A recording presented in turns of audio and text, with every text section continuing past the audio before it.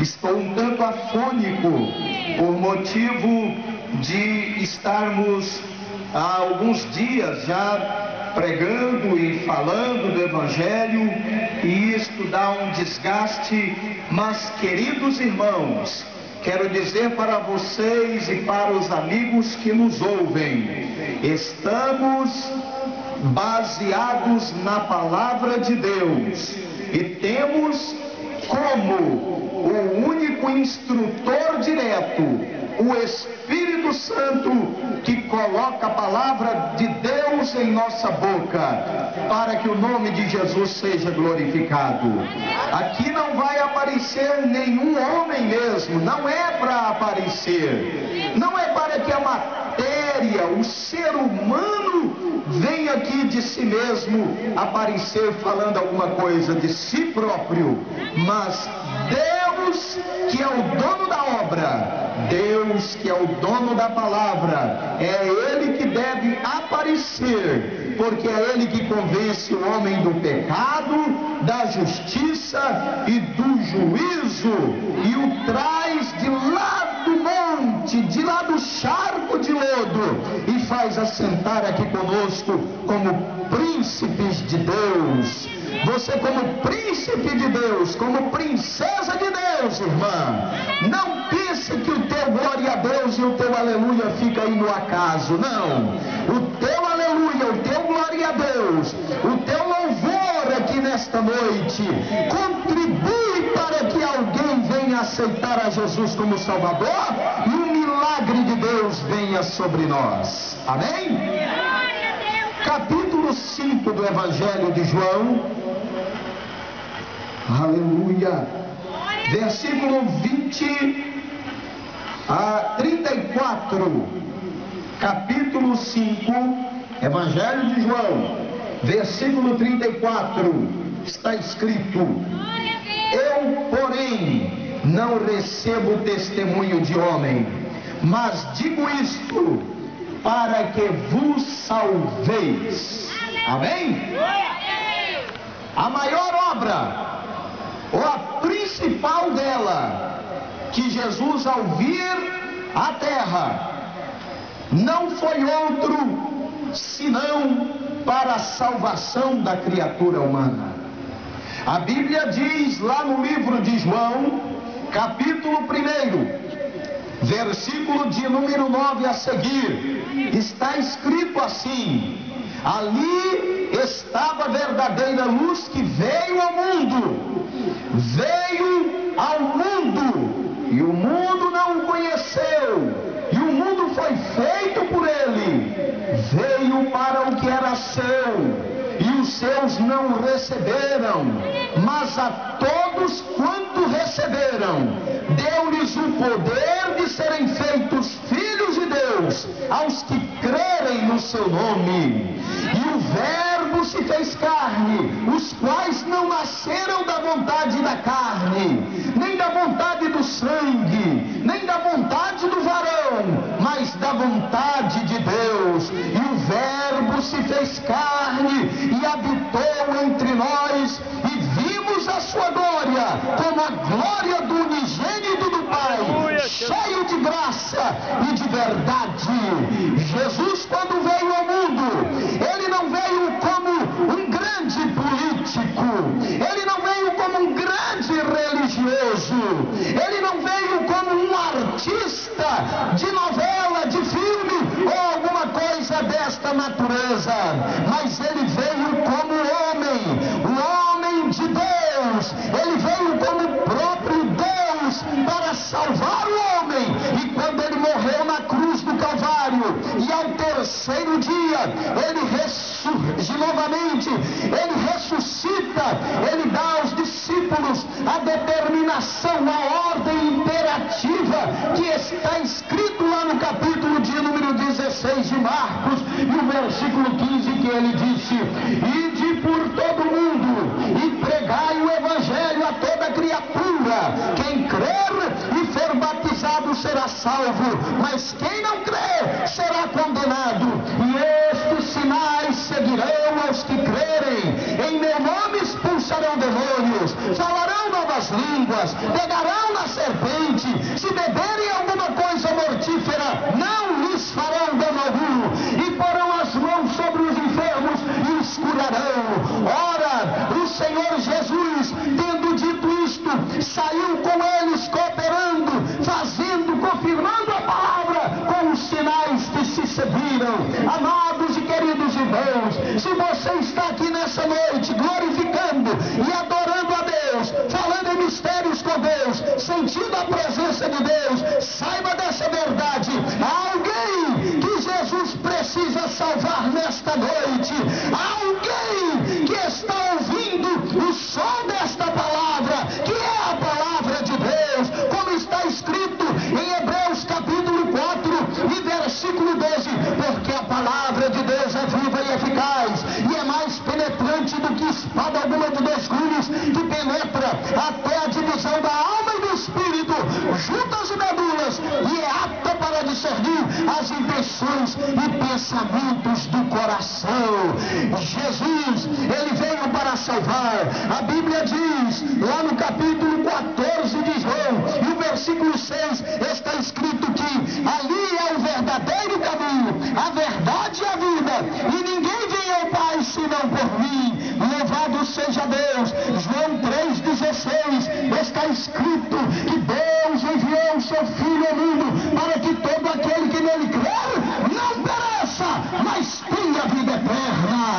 Nesta noite, Jesus está aqui para salvar, para curar, para batizar com o Espírito Santo e libertar a criatura do inferno e fazê-la estar novamente no estado original do homem, que é santo, que é uma vida integrada totalmente na presença do Senhor.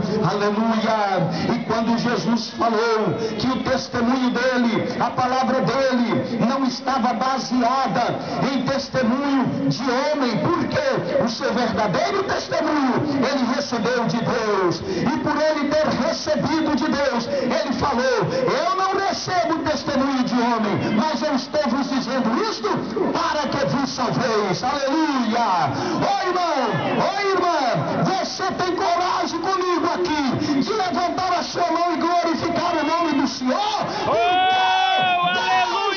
Deus que salva a criatura, tira ele do inferno e o transporta para o reino da luz. Aleluia, Jesus! Aleluia! Quando Paulo entendeu isto, lá no capítulo de número 1, aos Romanos,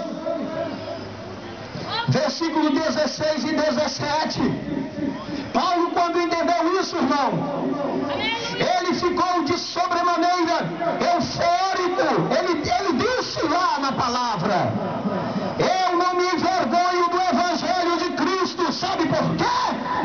Porque é poder de Deus para a salvação de todo aquele que nele crê, primeiro do judeu e também do grego, porque nele, no Evangelho, se descobre toda a justiça de Deus, de fé em fé, porque como está escrito, o justo viverá da fé. Louvado seja o nome do Senhor. Saiba de uma coisa: eu não posso me envergonhar do Evangelho de Jesus. Quando você está aqui cantando e glorificando a Deus, é porque você também não pode se envergonhar, não pode se envergonhar desta glória, desse poder que leva o homem para o céu. É por isso que eu estou te convidando para junto comigo aqui começarmos a sentir o céu aqui. Não é proibido glorificar a Deus em praça pública. Não é proibido falar glória a Deus e aleluia aqui onde estamos. Quantas vezes nós somos obrigados a ouvir aquilo que não queremos ouvir? Porque somos do lado do bem, somos do lado do bom caráter, da moralidade, e não aceitamos coisa errada porque a Bíblia não aceita.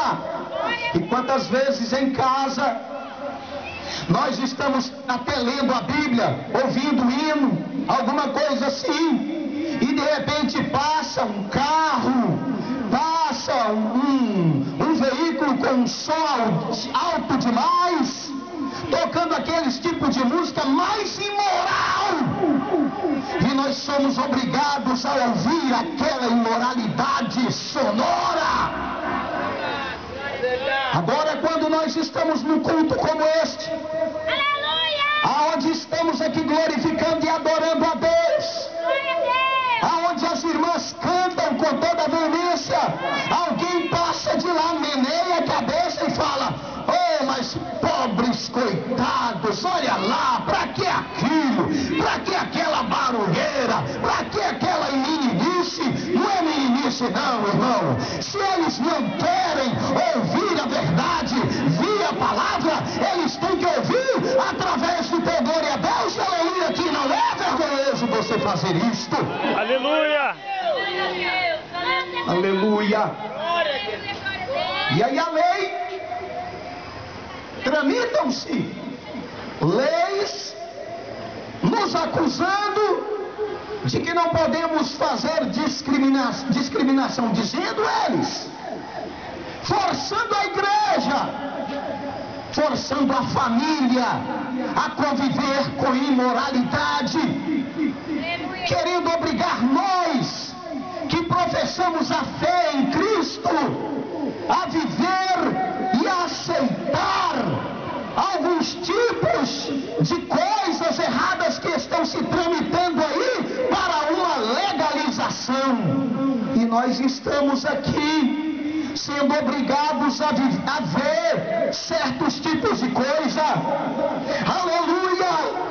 Mas se tem alguém que por dentro e até por fora não aceita esse tipo de coisa, essa pessoa se chama Jonatas, essa pessoa se chama Maria, essa pessoa se chama seu José, essa pessoa se chama Isaac, essa pessoa se chama você, irmão, que é a igreja do Senhor. Nós não aceitamos, nós protestamos contra o pecado, contra o mundo, porque Jesus tem que salvar, e enquanto Ele salvar, irmão, essa coisa muda, essa pornografia muda, essa imoralidade muda, essa mentira muda, porque quem está em Cristo, nova criatura é. Aleluia, Jesus! Paulo falou lá em Coríntios, 2 Coríntios, capítulo 5, versículo 17, que está escrito lá, pregador: assim que, se alguém está em Cristo, nova criatura é. As coisas velhas se passaram, e eis que tudo se fez novo. Olha aqui, o que é que você era antes de vir para a igreja? O que é que você era antes de aceitar Jesus?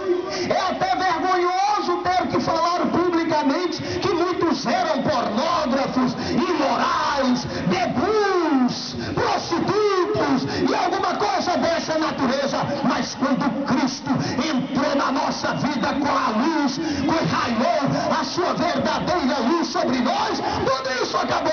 E agora nos tornamos crentes libertos, que estão dispostos a adorar a Deus em quaisquer que sejam as circunstâncias.